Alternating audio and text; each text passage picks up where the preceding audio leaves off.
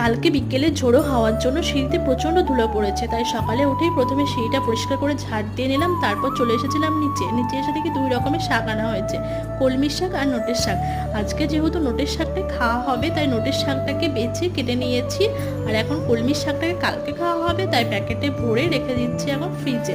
ফ্রিজে ছিল কতগুলো কাঁচা লঙ্কা, ওইগুলোকে বার করে নিলাম। আজকে জানো তো প্রচণ্ড রোদ হয়েছে, তাই কলাই, মুসুরির ডাল, আম আচার, আম তেল এই সমস্ত কিছুই রোদে দেওয়া হয়েছে।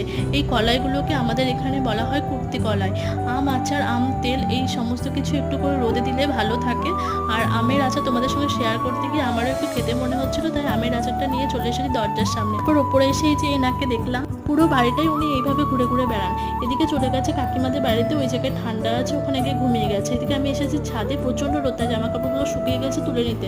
এদিকে রান্না হয়ে গেছিলো ওল সেদ্ধ, পটল ভাজা, শাক, পোস্ত, টক, এগুলো দিয়ে খেয়ে নিলাম। আমার ভিডিওটা ভালো লাগলে লাইক দিও, কমেন্ট করে অবশ্যই।